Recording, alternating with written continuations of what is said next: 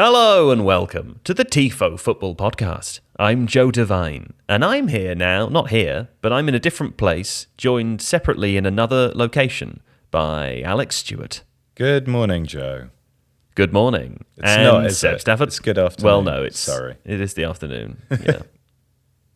And Seb Stafford-Bloor. Hello, Joe Devine. I mean, Alex Stewart and I are in the same place, though. It made it sound like we're all in three different locations. But no, sure. we are. I can see them. Just a twofer. Now, for listening, people who listen to this podcast and never watch it do know we are available to watch in video on the internet. If you visit the Tifo IRL YouTube channel, you'll see us there. Wrong.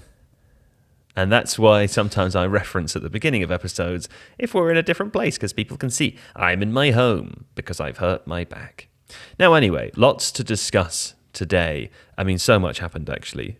Burnley, Sean Dyche is gone. They drew with West Ham over the weekend. We'll talk about that situation a little bit.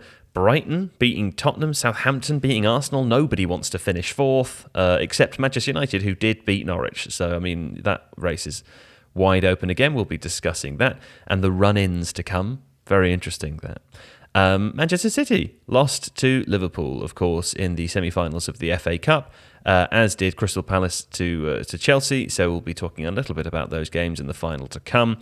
Newcastle United with an impressive win over Leicester. And also I did a little bit of a European viewing over the weekend. I watched a very fun game between Seville and Real Madrid, which we'll talk about a little bit later, as well as 15 minutes of Sporting Benfica, which wasn't fun, hence why it was only 15 minutes. So there we go. But if you like things to be fun that take sometimes 15 minutes, sometimes more, and sometimes less time than that, a whole assortment of amounts of time, you should get The Athletic. If you visit theathletic.com/Tifo, theathletic.com/Tifo, you will find that you can get a 30-day free trial to try to find out how much time you like to spend reading about football, because there are long reads available, short reads available. I had a great time this morning flicking through David Ornstein's Monday morning column, which is always a fun thing to do, as well as reading Andy Jones's piece on Sean Dyche and his departure over the weekend. Lots of fun to be had. And it took me different amounts of time to read both of those things. So you'll find out that too with theathletic.com/Tifo. Okay, where else to begin than with Sean Dyche, who departs Burnley after over 9 years in charge. I think he was the Premier League's longest-serving manager. He is someone with whom Burnley is closely associated. It seems odd that the twain shall not meet again. Seb, what the hell happened? I think my instinct is some kind of panic, perhaps. I mean, I know football doesn't really work like this, but I always felt that if Burnley were to go down, then Sean Dyche, firstly, deserves the opportunity to go down with them, but also would probably be best placed to bring them back. Primarily because I guess, what does happen next? I mean, the usual names are going to kind of float around the ether until the situation is resolved. But I can't really make a case for any of them being better placed than Dyche. I read Andy's article on The Athletic, and there was some talk in there about players having become a little bit jaded with the training regimen and needing a little bit of a fresh approach. And sometimes this happens. It's not necessarily a mark of a manager's job performance. Sometimes players get sick of the same voice. And if you think of Burnley and you think of this spell in the Premier League, it's kind of been built on continuity, hasn't it? So this was always a risk. But it's very, very hard to rationalise it. And it's very hard to rationalise it now, because if this was a decision made in, let's say, the middle of December, so you've got a couple of weeks of training, a little bit of preparation, a January transfer window, a little bit of restructuring, get some players out, get some players in, that kind of stuff. I get it, but this is very much let's just see if there's a short-term jolt out there for us. Yeah, the thing that I find interesting about it is that obviously they lost to Norwich last weekend, which is quite an important fixture, an important clash for them at the bottom of the table.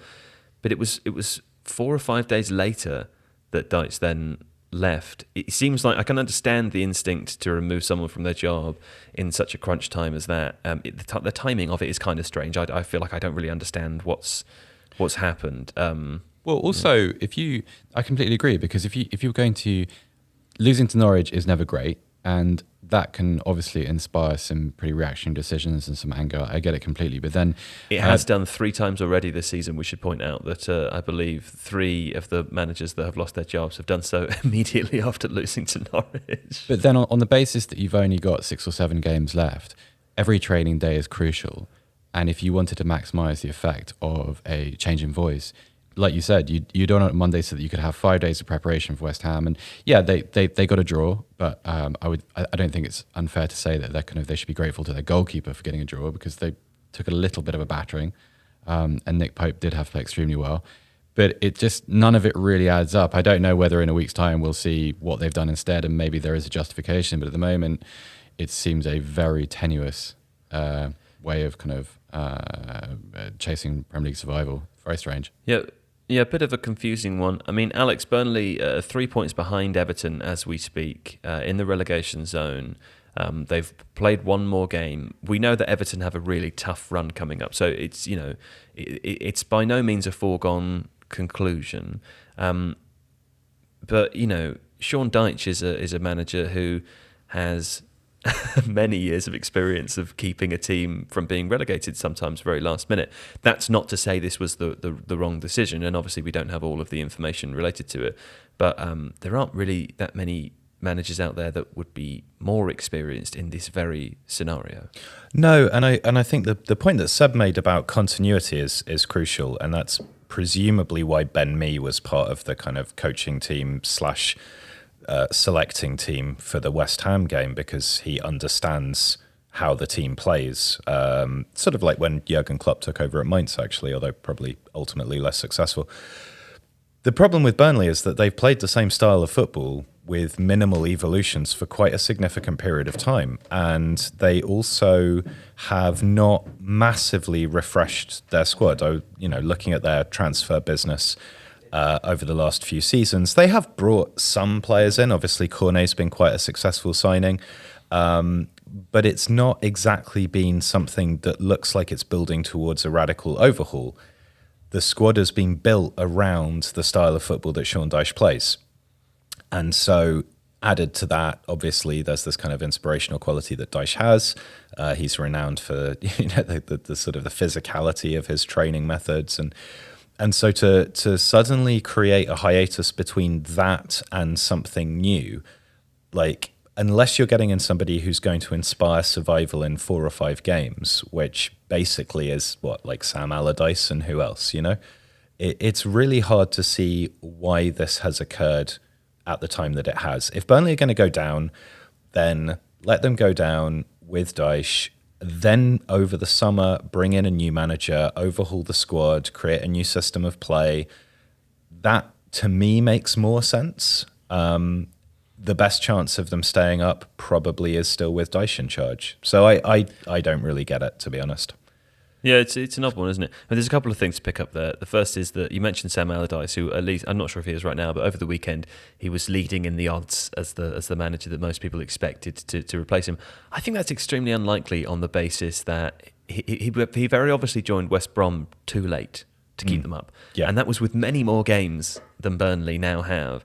I think any manager looking at joining at this point in the season with 5 or 6 games left, with not certainty of relegation, but a probability of relegation, right? That manager is thinking similarly to how a shirt sponsor with Everton might be thinking at the moment, like, before we sign for 5 years, let's make sure that they're not going to be in the Championship next year. Probably makes sense to wait 8 weeks before we decide, right? Wouldn't you think a manager, unless there was a manager that was comfortable and happy to go and stay with Burnley in the Championship for a year, when you think it's probably unlikely that they are going to appoint a permanent manager at this point, right? Yes, and I think the only reason that Allardyce is such an obvious choice as well is that from a systems point of view, Allardyce is a relatively neat fit for the way that Burnley have been playing.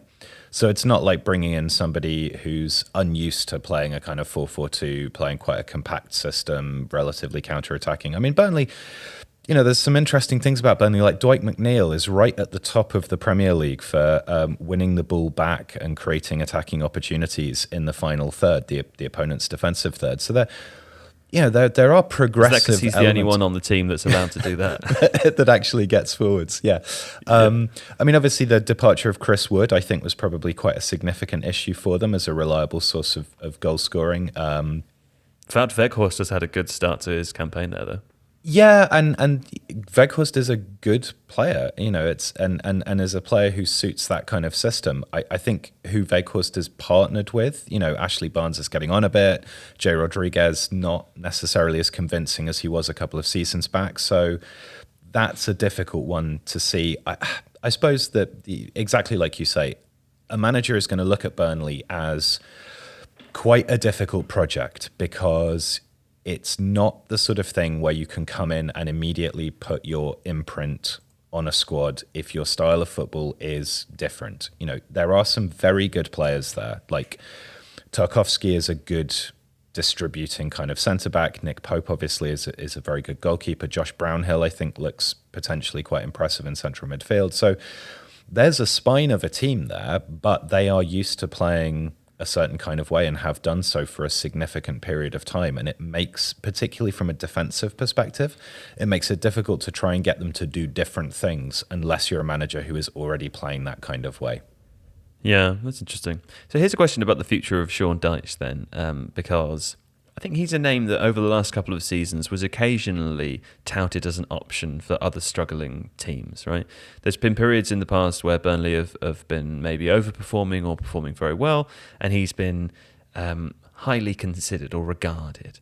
For his next job, can you see him getting a Premier League manager job?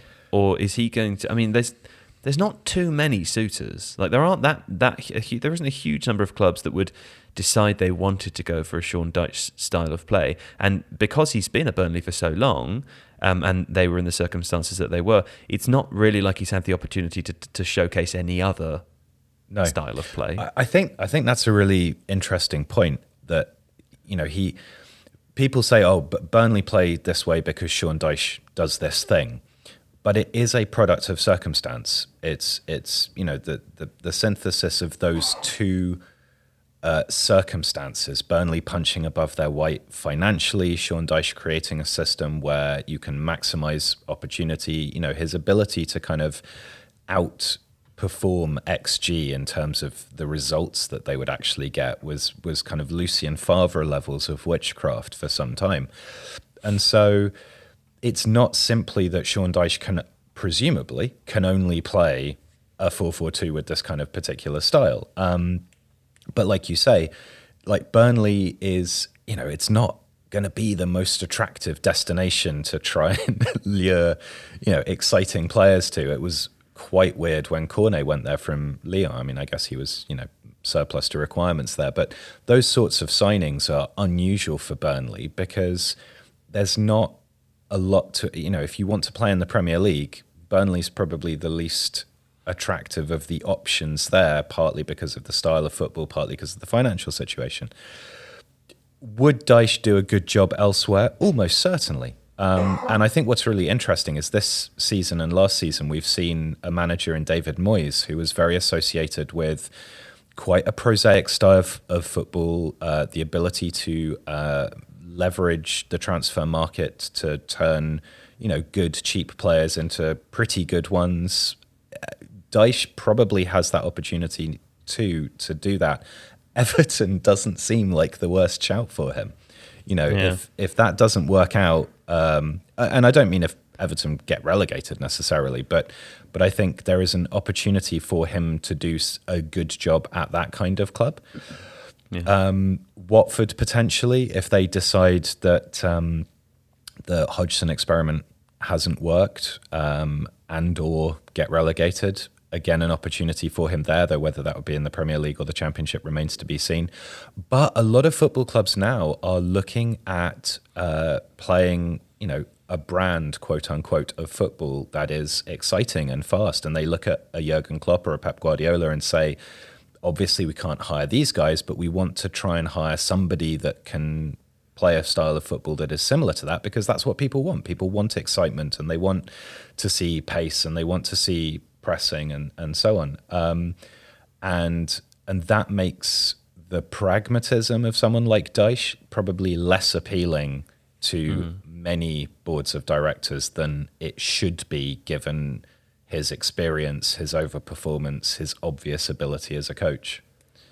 There's another element to this as well. It's something that I was thinking about when the news broke that, well, to be announced still, of course, the Ten Hag's appointment at Manchester United. Something I was thinking about in relation to that, and in relation to his sort of his dynamic with Pochettino, is that the Ten Hag, whilst very clearly an extremely talented coach, and has won trophies with Ajax and has some success, he's not as big a name. And I know that shouldn't necessarily mean anything, but it does, because the job of coach or manager is basically a people management job, right? He's got a huge squad of players who he's going to have to come in and manage. They all have egos and different agendas and different ideas, and the best football teams. Look at Liverpool, and we'll go on to talk about them in their performance against Manchester City this weekend, but that performance was a perfect example of a team in harmony. Everyone pulling in the same direction, everyone doing exactly what the coach wants. With Sean Dyche, he was enormous at Burnley, right? His aura was huge and pervasive and everywhere, and that goes for all of the journalists that would be there in the media arenas, all of the players, anyone that joined, all of the fans. You see the response to his sacking. Like, even though Burnley are in the relegation zone, lots of fans are dismayed that he's been sacked. I think it's really interesting if you take him, essentially, without wanting to be critical or like too critical of this, taking a big fish from a small pond and putting them in a slightly larger pond. Everton as an example, as a hypothetical example. There's a lot more that goes into being a successful manager at a team than just what they do on the pitch, right? Do you think Sean Dyche has the pull and the reputation within football to be able to go in and manage another team of players where he doesn't have the benefit or the advantage of being bedded in for 9 years? It's a really good question. I think you're probably more likely to find a higher degree of respect for him among professional footballers than you are among fans. Right. Because I think the opposition dressing rooms would look at the way Burnley played and were set up, and the ability that they had to maximise obviously, like I said, they've got some talented players, but from a financial perspective and in terms of an overall squad quality perspective, there's not a huge amount of depth there, and there's not a huge amount of outstanding Premier League quality in most of the team. And I think if you're in a dressing room going to play Burnley, you're thinking this is going to be a hard game. It's there's stuff to respect. And I think professional footballers are more likely to understand the nuances of that and think, this is actually a guy who maybe could solidify, bring some harmony to the dressing room, weed out maybe some of the players who aren't putting in the maximum amount of effort, the kind of the proper football man stuff that we deride a little bit. But actually, I think players probably have a lot of time and respect for that. And it's the fans who are more likely to go, it's boring, long ball, 4-4-2, surely we're past that. But actually, it's not simply that. Burnley did do some more interesting stuff. And also, sometimes pragmatism is a good thing. Yeah, fair enough. Okay, let's have a quick chat then about the FA Cup semi-finals. But let's do that after a break.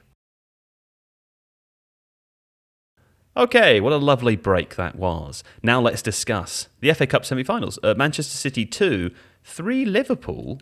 This was a strange game, Seb, largely because we saw the same fixture the week before, and this one entirely different. Yeah, it was as if all the tension went out of it. It was a very loose game, very slapstick, and there were a lot of individual moments, and it looked like not only had these two teams played each other 6 days ago in one of the most intense Premier League games I think we've seen all season, but also they went through a Champions League cycle in midweek, which would have been less than easy. And I don't know. I feel like in a way, in the abstract, the game was a sort of commentary on how much pressure is exerted on the modern player and how necessary rotation becomes, and how within the context of the game you had all these kind of weird, odd-fitting parts like Jack Grealish in a sort of back to goal, not false nine, sort of not quite sure what he was doing sort of role. That was quite weird. Fernandinho being brought out of sort of semi-retirement to, do a little bit of a hatchet job on the Liverpool midfield, hasn't lost his ability to evade yellow cards. And actually, the one thing I did want to talk about is the Zach Steffen moment. I've always wondered. Yeah. Well, let's describe this for people who haven't seen the game. Zach Steffen is stepping in goal for Manchester City. He did something which essentially Edison did almost the exact same last week against Liverpool, where he skinned a Liverpool forward and made a simple pass. Zach Steffen, I don't know, got his footwork wrong in front of goal and allowed Sadio Mane to slide in and score an easy tap in. It was quite embarrassing, and you could see, he was finding it difficult afterwards.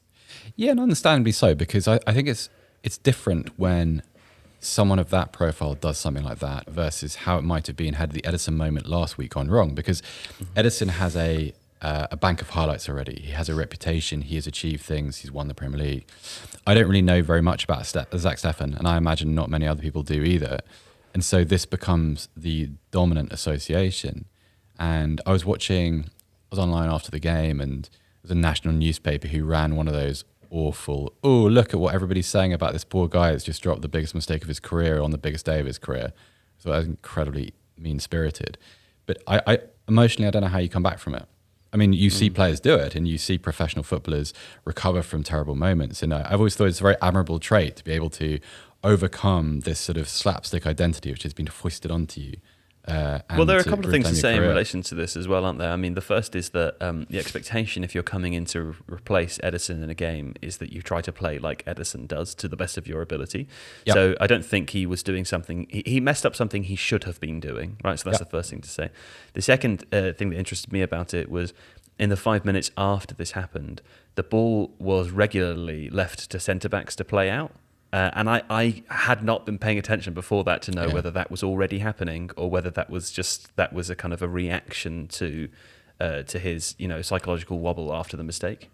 I felt like it was a way of allowing him to kind of regain his composure emotionally, because after the mistake's gone in, okay, it's 2-0 and that's a mountain to climb against Liverpool, but at the same time you've still got 60 minutes of FA Cup semi-final to play.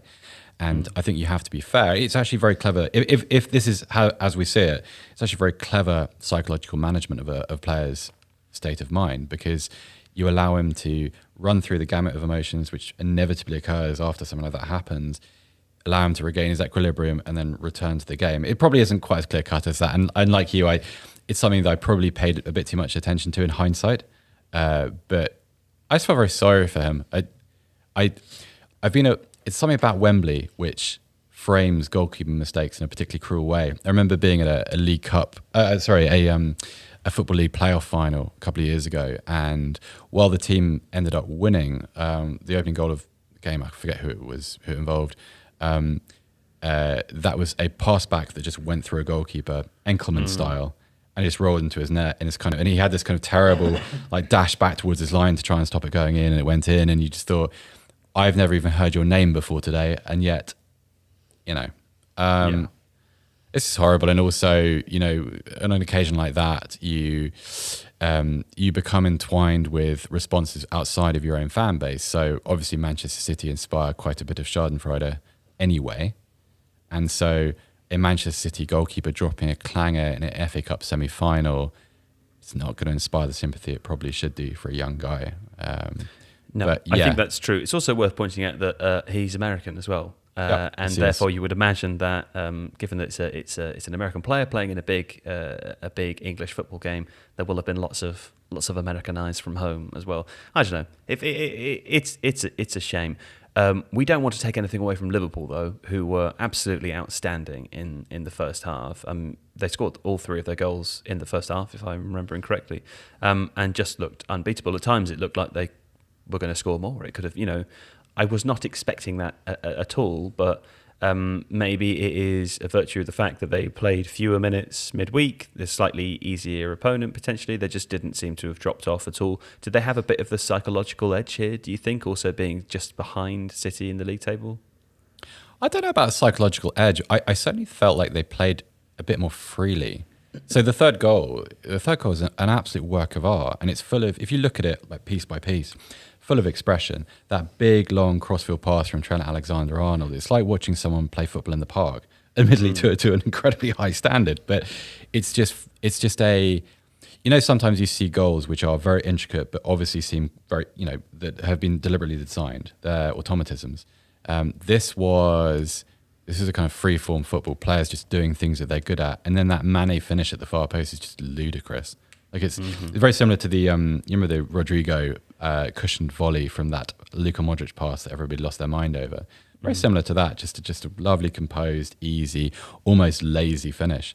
So I don't know. I don't know where psychological edges come from for Liverpool, because I don't know where you'd find one. You're behind, and also it's not as if the pressure's off, because there's a lot of talk about them being able to complete a quadruple. So I think they're under, if not the same amount of pressure, arguably a little bit more. They've got an opportunity to do something historic. So it's like, do you remember when Man United did their treble in '99? And every game had a little bit more resonance to it. It could, the air got a little bit thinner around them as the games went on. And they kind of had these little stutters, like they went a goal behind against Tottenham at Old Trafford on the day they clinched the title. They were a little bit ropey against Arsenal in that semi-final. Obviously, they made a couple of mistakes. Roy Keane gets sent off. Phil Neville concedes that penalty to Ray Parlour. Like, these things start to happen. And I think when you have a target on the horizon that you're walking towards, and you become the discussion around you gets aimed towards it, I think that's actually a really difficult position to be in. So I don't know. And also, like, no one cares if Manchester City win the FA Cup or not. It doesn't matter, because Manchester City's be all and end all is the European Cup. And even to the point where it doesn't actually matter if Man City win the Premier League, because no one's interested in that as an achievement. So I think Liverpool are actually, to produce a performance like that under those conditions, actually really interesting. Sadio Mane, who was outstanding in the game, probably Liverpool's best player. It interested me a little bit, purely because, JJ Bull, probably the worst football pundit of all time, has been talking certainly the all worst season I about know. how, he's definitely the worst I know. I'm sure there are worse out there that we don't know. Has said a couple of times earlier on in the season, Sadio Mane dropped off a little bit. This is partly in response to Luis Diaz arriving, and that Liverpool front three being rotated a lot more this season than it has been previously. He was incredible. I mean, he was so good in the game. It felt. I mean, it felt like he was totally at his best. Yeah, I mean it's always quite hard to comment on, because it's not like we're seeing things from Mane that we haven't seen before. It's just been this kind of long run of excellence that every time it wavers. And you're right, like he didn't, towards autumn, winter, he wasn't that great.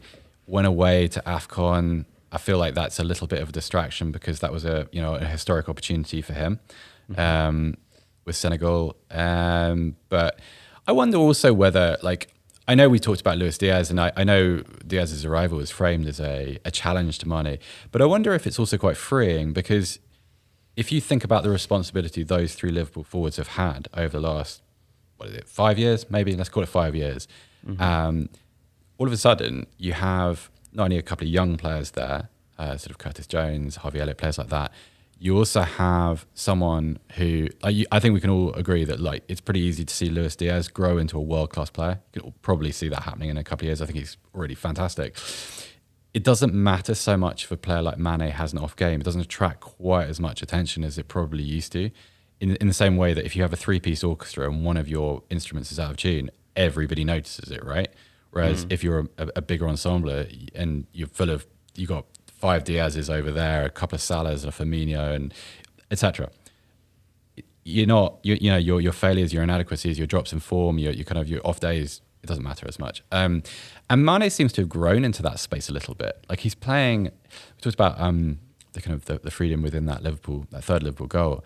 Feels like that's indicative of where he is, just playing freely, showing everybody what a good player he is week in, week out. Yeah. Also, like, he's. I feel like, very strange thing to say this, but if you go back to that 2-2 last weekend, it's like the finish that he produced and the run that he produced for that goal has gone a little bit under the radar. Not that anything at all about Liverpool Man City goes under the radar anymore, but you know what I mean? It's just quality. Like, in the moment where you either score that, you either take that chance, or you're probably out of the title race, right? Yeah. Ram in the top corner. Yeah. Fair for enough. sure. I think sometimes we're kind of guilty of taking that kind of stuff for granted. And he's just been he's a great player for a very, very long time, and still is. He interests me because I think he, by virtue of the fact that he plays alongside Salah, will always be remembered as the second of those two or of the three. And Yeah. I think he has to be one of the second best players in a team ever. I mean, I was genuinely the other day. Maybe this is a Tifo video in the future we can talk about after the podcast. But excuse me, worth thinking about anyway. He's your Scottie Pippen to Salah's Michael Jordan. He's the Scottie Pippen. There you Right. go. See, I've watched The Last Dance. I know basketball. There you go. You and everyone else in the world. Alex Stewart, Chelsea will go to face Liverpool in the final of the FA Cup because, of course, Chelsea 2-0 Palace. Now, this was a game that I feel like no one watched other than Chelsea and Palace fans. It seemed like the result was predetermined just by virtue of the scale and financial wealth of the teams. Did it play out as expected? It did. It was kind of boring, and I think it was kind of boring in a way that credits Palace, because obviously they were without Conor Gallagher, who's been their outstanding player this season, among some quite good acquisitions actually, people like Guin, Anderson, but Gallagher's the one who's produced the drive, and he couldn't play because Chelsea, his parent club, said, you shall not have an FA Cup semi-final for the experience or fun or because you deserve it, because we want to win. Sure. And I obviously, whatever. But Palace, under Patrick Vieira, who obviously has a great personal record in the FA Cup, did a really good job of stifling the game. I think Palace knew that their best opportunity was to try and get Zaha and Etsy making runs at exposed centre-backs when Chelsea overcommitted. So they tried to compress the midfield, make it really difficult for Chelsea to play through the lines and then hit them on the counter. There were a couple of moments where that looked like it could work, but they just weren't good enough. And I think the two interesting things for me were Tuchel has been much more flip-floppy in his use of a back three and a back four this season. He seems to have reverted properly to a back three now, and the use of Alonso and Azpilicueta as wing-backs who actually invert an awful lot. Azpilicueta a number of times was Chelsea's centre-forward effectively. Alonso making a similar run created the space for Mason Mount to be able to make his goal, which is a really nice little finish. And then by playing Reece James as that third centre-back, you've got somebody who's got a lot of dynamism but can push very, very directly up into the right half space. And then with someone like Havertz who can drift out wide right, it gives Chelsea a lot of rotations and a lot of opportunities. I feel that's a thing that they really benefit from using the back 3-4. That's a horrible sentence, my apologies for that. When they use the back three, they can do that stuff, and it's what made them so good last season. And I don't quite understand some of the rationale for his system changes this season. But yes, they're still there. The only other thing worth mentioning, I think, was Ruben Loftus-Cheek, who scored a lovely goal. Yes, it had a bit of a deflection on it. But I was looking at Ruben Loftus-Cheek as this kind of, seldom plays, particularly when Chelsea are using the double pivot in midfield, which makes sense. And then you've got someone like Mount, you've got Werner, Havertz, blah, blah, blah. But if you look on FB Ref, his numbers are insanely good. Apart from goal scoring, as a midfielder, he's basically top 30% or better for almost everything offensively. This is a really skillful, creative, interesting player, good physicality, good engine, and yet he just seems to be drifting a little bit there, and it puts me in mind of players also like Callum Hudson-Odoi, who's barely got a look in again towards the second half of the season. Chelsea are sitting on some interesting talent, and if there is a bit of a drain, as there may well be, it was interesting as well, they started with 3 defenders, all of whom may be able to leave the club on free transfers in the summer. That's a pretty big shake-up coming at Chelsea. And obviously they had that period of the transfer ban when Frank Lampard was in charge, and that was the opportunity to bring some of these younger players through. And it's really interesting, I think, to look forward to what may happen this summer if Chelsea are still under some sort of financial embargo, because there are good players there, and I think seeing Loftus-Cheek having such a good game was a reminder of that. Yeah. Okay. Just another quick word on Palace. Currently 13th in the table, 37 points. Well shot of the relegation zone. Patrick Vieira came in, and as discussed, and we've covered this in Tifo videos earlier in the season, they had a really good transfer window. They've built something really cool there, haven't they? I mean, I think based on the performances last season, where what the expectation for that team was, they've far exceeded that, Alex. I think they have. I think there's a lot of interesting stuff going on behind the scenes there as well, which Matt Woosnam is covering really well for The Athletic. Obviously, there's this big training centre that they're bringing up, and Palace have a fantastic catchment area. South East London is a place where you can find really exciting footballers, and they've used the transfer business to bring in some experienced players, but also to snap up these exciting young players from the Championship in Elise and Eze the season before. Someone like Zaha, the continuity that he provides and having been there for such a long time, I think is really important. Mitchell made quite a bad mistake for one of the two Chelsea goals, I think the first one, but again, really promising left back coming through there. So you can see something quite exciting building at Palace. And Vieira obviously has got those players really on side. I think having some of them being brought in at his behest is part of that. But if they can add some quality up front, I think that's really where they're lacking currently. Mateta's not really worked out. When you're chasing a goal and you're bringing on Jordan Ayew, that's, Seb disagrees. No, I for a long time I was in the Mateta isn't good enough camp. I just think I've seen a little bit of him this season, which is... I'm not saying he's not good enough. Okay. I'm saying that it's not worked out yet. Okay. And that's the area where I would... I mean, obviously they're going to lose Gallagher, and that's a huge problem for them. But I think you can find... I mean, we'll probably talk about it at some point, but if you look at like Brighton's midfield, for example, players who can...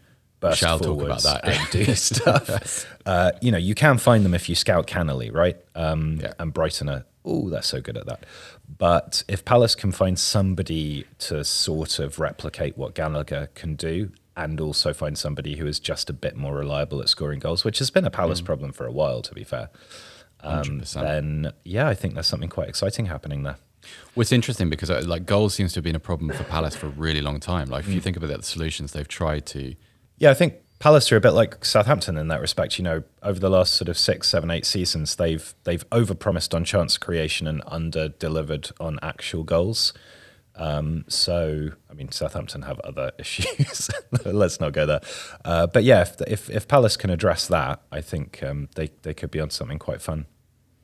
Worth a little reference to, or mention to Odsonne Edouard as well, I suppose, who started the season very strongly. I haven't watched that much Palace over, the last, since Christmas. But I noticed that he has 6 goals and 3 assists. I believe he's their third highest goal scorer after Gallagher and Zaha.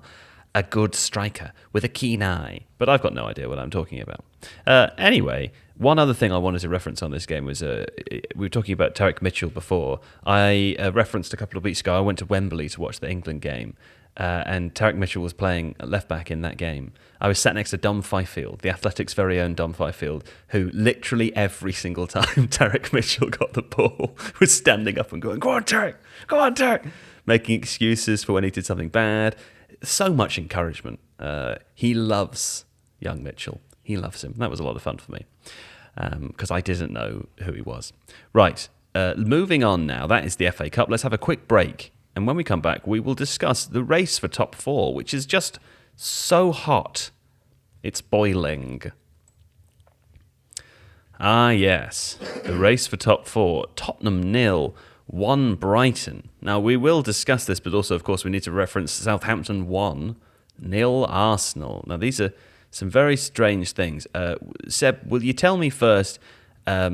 Can I say, I was listening to the Athletic Football podcast on, I can't remember, it was the Friday episode, I think, and they had Charlie Eccleshare on talking about Tottenham, talking about the game that they won midweek. Forgive me, I can't remember who they played midweek, Seb, but they won their game anyway. It was last weekend against Aston Villa. Weekend against Aston Villa, yeah, okay. And it was a difficult game, and they won the game, some injuries, blah, blah, blah, blah. The discussion around this was how Tottenham, not for the first time, obviously, but had kind of avoided the cliche of cocking up when the pressure was on, when there was an opportunity to do something, they cocked up. That podcast lasted for about 2 days before Tottenham then went and lost at home 1-0 to Brighton, saved by the fact that Arsenal did the very same thing with Southampton. But in this game, it seems from the highlights, which is all that I've seen, that this cannot be taken away from Brighton. I thought they're brilliant. Obviously, the theme running through this was that Tottenham were dreadful, sleepy, and I thought it was actually quite a dishonest performance. It felt as if Brighton were just going to turn up, get beaten. It was going to be enough to depend on some of the combinations in that attacking unit. Basically, they abandoned all the things that had worked for them over the past probably 6 weeks. Ever since that terrible result at Burnley, Spurs have been on a pretty steady improvement curve, and this was a huge step back. It was rubbish. But then I think you have to look at I think Brighton observed what had gone well during that 6 weeks, because I think if you look at what they were able to do, so Bentancur had pretty much no space in midfield. Some of his progressive passing his level of progressive passing dropped off a cliff. Same with Højbjerg, who looks like a good player when he has time, starts to look a little bit more ropey when he gets pressed. Not a very press-resistant player in my eyes. Kane, non-existent. Son did nothing. Kulusevski had a very strange game and definitely should have been sent off. Bit of elbows, yeah. Well, I don't really understand the rule, because he there's a little bit of a tangle with Cucurella in the first half, and he goes from kind of 0 to 60 on the kind of the anger thermometer within seconds, and aims an elbow at Cucurella, and the pundits, I forget Cucurella. I prefer Cucurella. And makes him sound more exciting. You're adding in a ch. Well, I don't believe there is one. Maybe there is. Pronounce how I want, I'll be honest. And he aims an elbow, and the pundit, I forget who it was, said, yeah, but he didn't hit his face, so it's kind of fine, or he didn't hit him really well, or he didn't make a good contact. It's like, that's not the law. Like, it's a... Sure. It was you very, can go very to strange. jail for attempted murder. Yeah, and this was not attempted murder, but an attempted elbow, and it was absolutely a red card. I suppose you pair it off with the fact that, Mwepu probably should have received about 6 yellow cards during the course of the game and did a bit of a Fernandinho. But, the Kulusevski moment was very, very strange. But I don't know, Brighton's midfield was great. I'm so impressed with Caicedo. We've talked about Mwepu in the past. Alex and I talked about him on a few Sensible Transfers podcasts back in the old yellow office days. And he's been, actually, I'll be honest, he's been better than I thought he was going to be. He's also, Alex and I were having a little go on FBref before, and some of his attacking numbers are startling. I always thought of him as when he was coming through at Salzburg, I thought of him as a sort of complete midfielder, but in a kind of 7 out of 10, maybe 8 out of 10 in both directions way. Whereas in reality, I think the balance is a little bit more skewed towards his offensive production. I think it's great. I think Brighton really played with almost a midfield 6 at times. Alexis McAllister was not really a false 9. He just happened to be the furthest player forward. Pascal Gross was in there. Yeah, they were great. Defended very well. Spurs, I can't really think of a single. Maybe there's a little bit of a Son scuff, which he might have done better with, but I can't really think of many Spurs opportunities.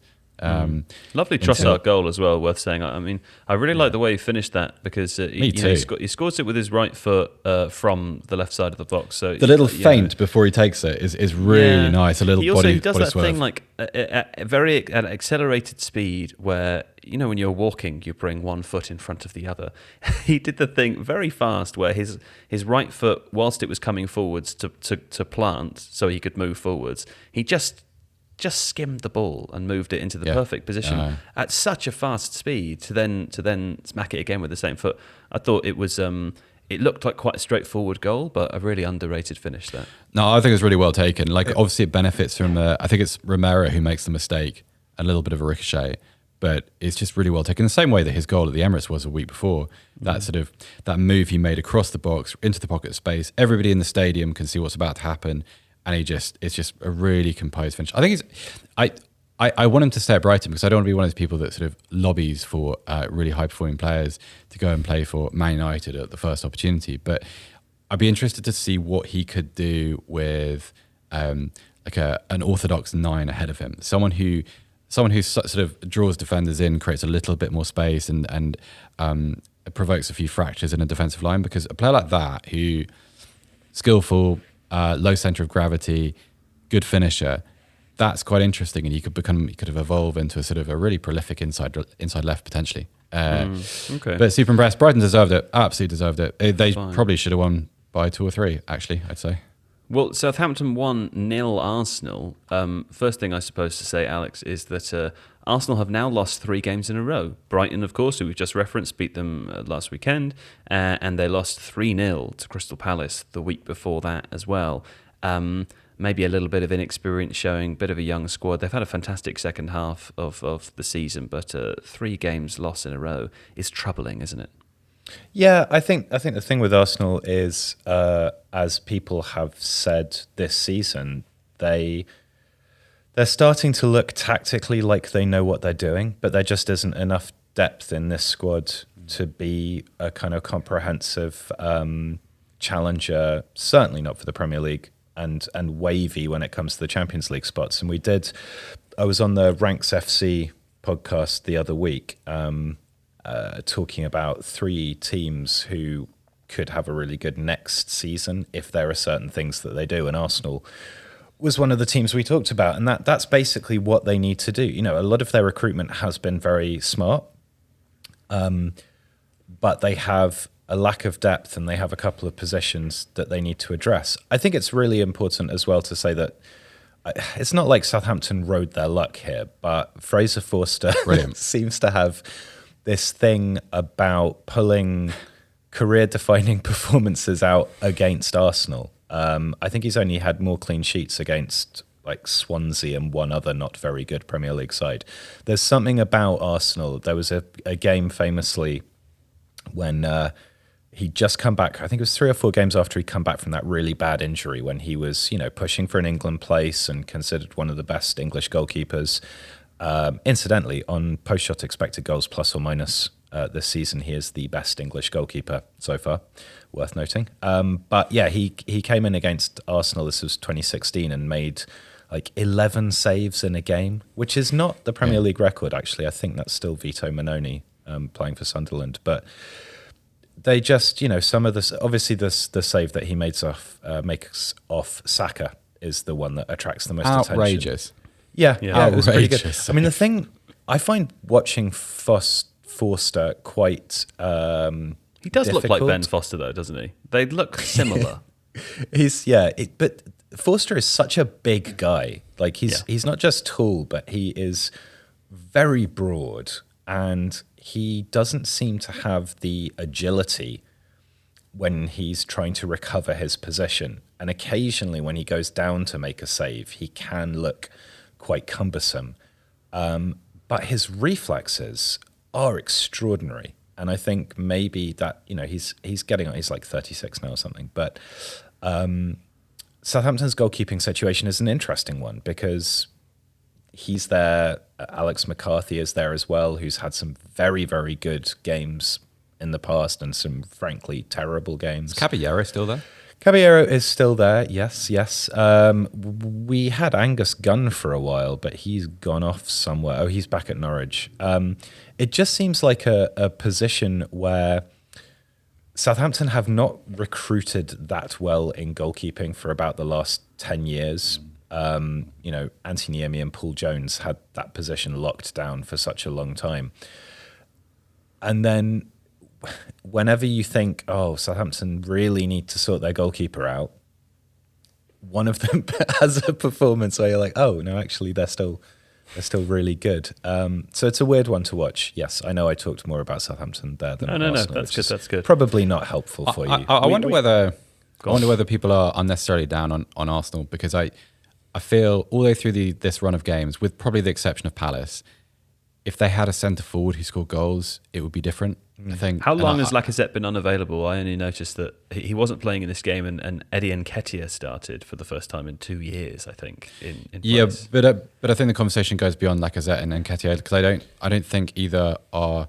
Well, Lacazette is no longer and never really has been. I'm not sure Nketiah is quite at that level yet. Well, Lacazette has created the environment for many goals to be scored. Is the point to make, right? He certainly has, and I've been super impressed with some of his work as a kind of almost in like number 10 areas, not playing as number 10, but in those positions on the pitch. I just think that if you look, Partey is a miss. I think Tierney is obviously a miss. Yes, sure. I think there are a couple of issues in midfield, but if you added a proper number 9, if you added like a Scamacca to that side potentially, or you put a Darwin Núñez, like a proper centre forward basically in there, I think Diego Maradona. Yes, Pele. Yes, absolutely. Yeah. Okay. Yeah. Pele was the one. Diego Maradona wasn't really a centre forward, was he? I made a mistake with my joke. Do carry on. The honey monster from that advert with Kevin Keegan. Someone like that, like a proper target man. Anyway, my point is that at this stage of the season, like if you have that player, you can get away with playing not great and just picking up points. I think actually, so we talked about Spurs winning at Villa the other day. That's a really good example. Spurs got battered by Villa for about an hour of that game, but because they had Son, because they had Kane, because they had Kulusevski, like your ability to take chances is always going to dominate a team that just have a lot of possession, pressure, that kind of stuff. There is something that's worth saying as well, though, that I can't remember which game it was, but I sent an Arsenal shot map to our WhatsApp group a few weeks back. Yeah.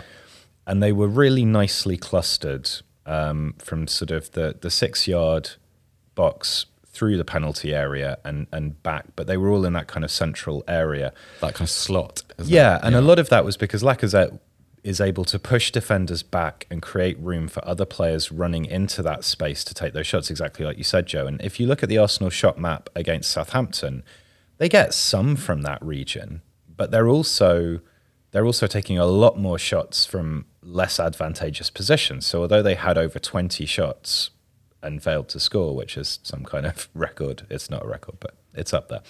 A lot of that is to do with the shot location, and if you're getting frustrated that someone like Lacazette is not pushing the defense back and creating the room ahead of it for a Smith Rowe or a Saka to run into, then this is Arsenal's problem, is they start taking pot shots from any old place. And even in the absence of Partey, who is the absolute worst for that, it can become a little ragged in that regard. So Okay.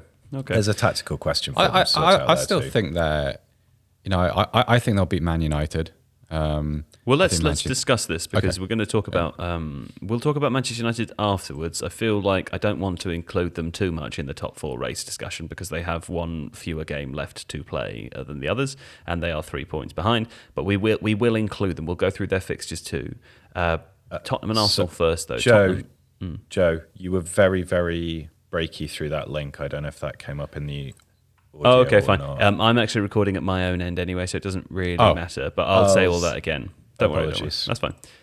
Okay, well let's talk about that now, though, Seb, because I want to go through Tottenham and Arsenal's fixtures before we come on to talk about Manchester United. Starting with Tottenham, and there are 6 games left in the Premier League: away to Brentford, at home to Leicester, away to Liverpool, at home to Arsenal, at home to Burnley, and away to Norwich. So within that group, you would think perhaps there are 3 winnable games there. I mean, Burnley and Norwich, depending on the final day of the season, probably won't be fighting for a space, but Burnley almost certainly could be. Brentford are a tricky opposition for anyone. Yeah. Leicester, of course, a difficult game to play depending on when you play them, and Liverpool and Arsenal. It's not that straightforward. However, looking at Arsenal's games, they are away to Chelsea, they are at home to Manchester United, they are away to West Ham, they are at home to Leeds, which is an exhausting game to play after the 3 that you've just played.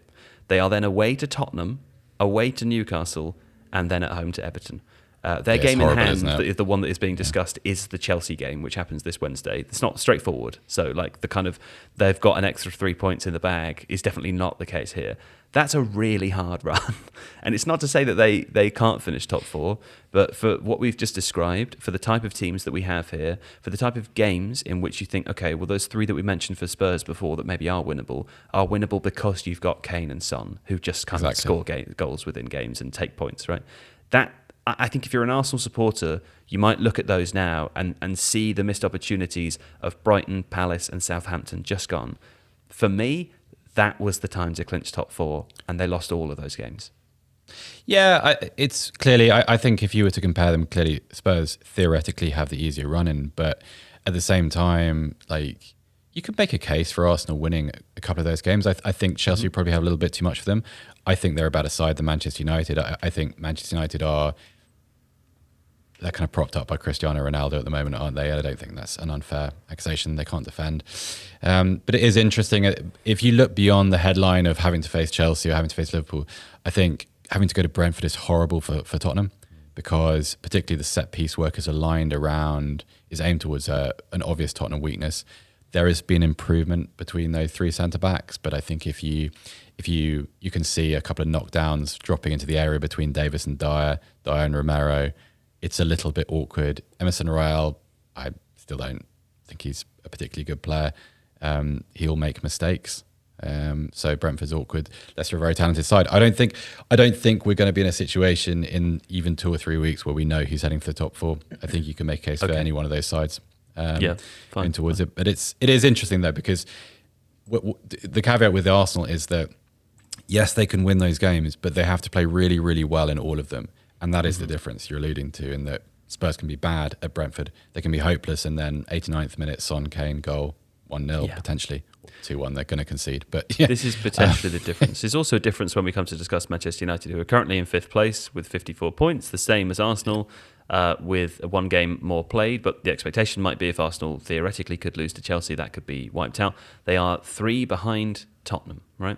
And their run-in looks as follows. They're away to Liverpool this evening. If you're listening to this podcast on the day of release, on Tuesday the 19th, they're away to Liverpool. That's not an easy game. Can't see them winning that one, no. No. They're then away to Arsenal, as just discussed, right? And then there are games at home to Brentford, away to Brighton, away to Crystal Palace. Worth pointing out that they only have one more home game this season in the Premier League. The other 4 are all away on the road, although Man United's away record has been better than their home record over the last few seasons. That's a tough run. That's a tough run too. I think you always give the advantage in this situation to the team with the points on the board, just because I don't trust any of those teams. Which is Spurs. Well, at the moment, yeah. Like I think once we get to the end of this week, once Arsenal have played their extra game, Man United played theirs, I think that's a fairer picture. And whatever the result of those games is, I think if you look at who has the points, that's probably the position you want to be in, regardless of run-in, just because none of these teams can be trusted. None of them. No. There is always a Brighton. Man United have got to play Brighton. They'll probably lose to them too. Yep. It's just the way of things. There are 3 good sides in the Premier League at the moment, like 3 really good ones, and then a lot of kind of teams who think they're a little bit better than they really are. Sure. That's that kind of Spurs, Arsenal, Man United group. Okay, well, the other game for the weekend, of course, was Manchester United 3-2 Norwich City. Erik ten Hag is apparently going to be announced as the Manchester United manager at some point. Erik ten Hag, worth pointing out, just lost the Dutch Cup with Ajax this weekend. So that's guess who had a man of the match performance in that cup final? Was it Mario Götze? No. Who was it? It was obviously Ibrahim Sangare. It was Ibrahim Sangare, the PSV player. PSV, of course, won the game. Seb knows that as well. He's just trolling me. Fine. Well, anyway, I appreciate we haven't really spoken about this on any podcast yet, but this one has now been going on for a very long time. So I think when it is announced, we will discuss it. Up until that point, there is a video on the Tifo Football channel that was converted by an original article by Michael Cox on The Athletic, talking all about how Ten Hag plays his football and how that might work at Manchester United. So if you're interested, you can go and watch that. And as and when it is announced formally by the teams, we will discuss it. But there we go. That was the race for 4th. The only thing left on the list is a jaunt around Europe, Seb. Yes, so last night you messaged me and this did actually happen, to say that you were watching Sevilla against Real Madrid. Did you have fun? I did. I'm delighted that I did watch it, actually. I was, after the first 5 minutes, I questioned what I was doing with my evening. I sent my wife out of the room, and I did think, wouldn't it be better if I was watching a film? Whoa. Let's stop there, though. When you say that you sent your wife out of the room, how did that work? I didn't actively send her out of the room. Okay, because it did make it sound as if you actually asked her to leave. I watched a good film last night. You watched a film, Alex? I watched a film last night that was good. What? And you're telling us now? Yeah. Go on, I can't remember what it was called. Oh, great. But Ryan Reynolds is in a video game. And it's got Jodie Comer in it as well. Yeah. Or the something guy. Man. Yeah. It's really really good. Guy. I also watched Newcastle Leicester, but I see that we've just skipped over that, so that's fine. We have. I feel really good about that. If you want to do 2 minutes on Newcastle Leicester after this, you can. Or indeed, if you want to do 2 minutes trying to remember the name of the film you watched last night, that is also fine. Well, can we dive into your big football brain to learn a little bit more about Sevilla and Real Madrid? I'd love to invite you into my big football brain. Okay. I tell you what, I don't want to trivialize this game, because this was an amazing game. There were some really incredible things that happened in this game. Firstly, in the first half, Sevilla absolutely dominated Real Madrid. It was like night and day. They scored 2 goals, 2-0 up before half-time. And I tweeted at half-time to say I would not be surprised if this game finished with more Sevilla goals. Obviously, I'm an idiot, and that's why that didn't happen. Sevilla 2-3 Real Madrid, who came out in the second half, again, an entirely different team. Here's some observations. Are you ready for my observations? The Ramon Sanchez Pizjuan Stadium is lovely. It's so cool. I love the open top bowl thing. I wish I lived in the Mediterranean. It was all sort of lit up neon pink outside. Very exciting for me. 2 very interesting things happened in the game, I will say. The first is that Eric Lamela, who had a really great first half and very much contributed to the team, in the second half was extremely casual with possession. Worth saying, Real Madrid came out in the second half instantly attacking, scored very, very quickly. The whole tone of the game had changed. The Lamela that I remember watching at Tottenham was suddenly there, who just kept giving the ball away. And the third time that he gave the ball away very casually in possession, I heard the commentator say that Julen Lopetegui on the touchline was visibly furious about this. It then seemed from looking at Lamela that he'd noticed how upset the manager was. He'd gone into a tackle to try to win the ball back, and then he'd stayed down and sort of rubbed his leg a little bit because, to suggest, oh, maybe I'm hurt. The commentator went on to suggest that maybe he had seen that he was about to be substituted, and instead of walking off the pitch, maybe hanging his head in a little bit of shame, he feigned like a tiny, tiny little bit of an injury so as to save some face with the supporters in the stadium, which I thought was very interesting. I've never seen anything like that before. I thought that was very interesting. Another thing I've never seen before, a player, and it was Nacho, who came on for Real Madrid and actually scored their equalising second goal. He came on with a yellow card. He had been booked from the bench during the protest over a goal that was scored by Vinicius, which was ruled out for handball, which is another thing I'll come to discuss. Lots of people unhappy about that. And he was booked from the bench and then came on and then scored an equalising goal within a minute, which then led, of course, on to Benzema scoring the final goal in injury time. This Vinicius Junior goal, it was ruled out for handball. The referee called it in live play after the goal was scored. VAR then looked at it. They then sent the referee over to go and look at it, at which point everyone in the world and in the stadium and the commentators are all thinking, well, this is going to be overturned, because when a referee gets sent to the TV, that normally means that they overturn it. Yeah. The referee stood at the VAR TV for at least 2.5 minutes, which does not sound like a long time, but in live time, that is a very long time. He looked at it from every single angle. It was very clear that he didn't know what to do. He did not overturn the decision. And I think at the time, I watched this and thought, okay, fine. It's sort of impossible from any of these angles to tell whether the ball, which had hit his shoulder armpit area, his chest, shoulder, armpit sort of trifecta, it was kind of impossible to tell whether it was a handball or not.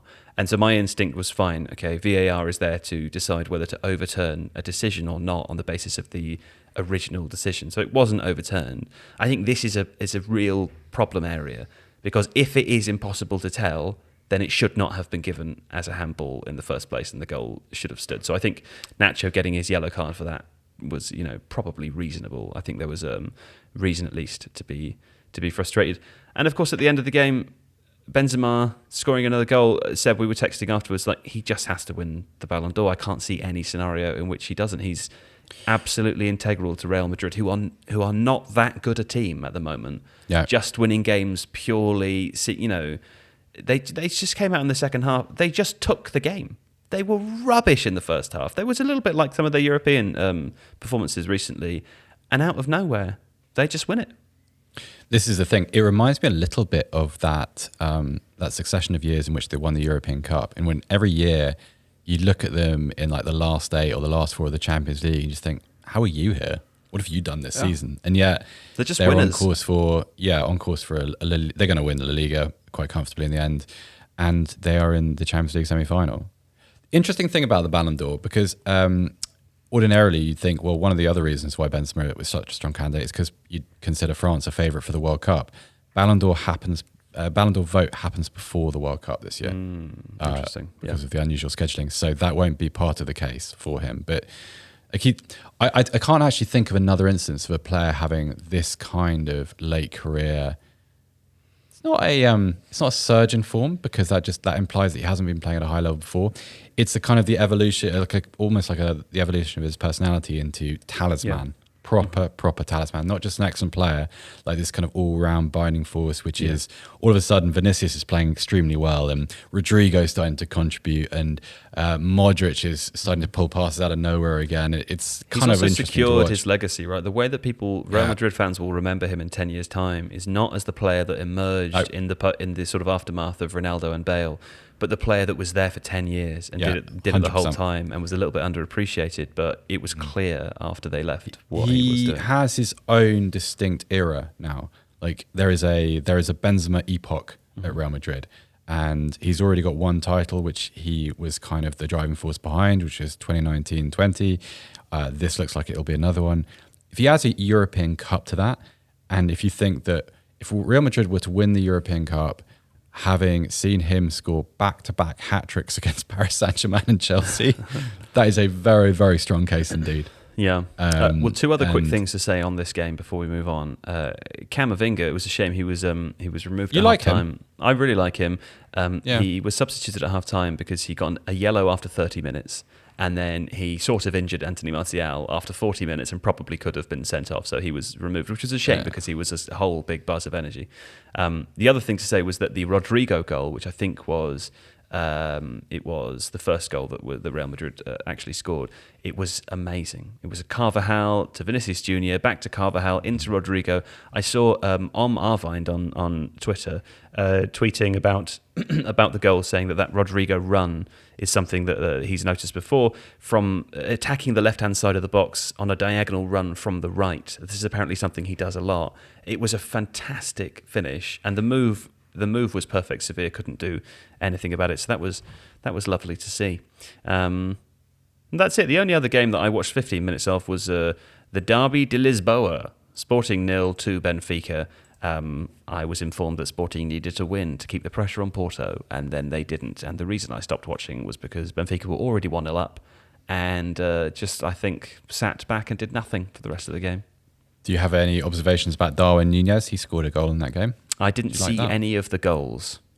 Right. Okay. So not such a good podcast segment then, that one. No, I don't have anything to say about that other than it's called the Derby de Lisboa. Right. So, Alex, before we finish, did you want to say anything about Newcastle 2-1 Leicester City? The film is called Free Guy, and you should definitely watch it. I think genuinely, Joe, I think you'd enjoy it. Sure. Only thing, a lot of people have been talking about how terrible Leicester are at defending set pieces, and justifiably so. But they worked a really nice one for their opener They had runners pushing the Newcastle defensive line back. It was a sort of drilled in ball towards the near post for a back heel that was quite deliberately a back heel for Lookman to be arriving into the space created by the other Leicester players pushing the Newcastle defenders back. So that was really smart. Otherwise, kind of a rubbish game, to be fair. And Joe Willett comes on and makes a nice run for Guimaraes to score at the end. But I guess it's more now, what do Newcastle do? They're safe. Some of their players look really good. But the next few games are effectively an irrelevance for them because they'll be fine. But it's a big, big summer for them in terms of how they build and what they do. I wonder whether the next few games are actually quite a big deal for some of those players.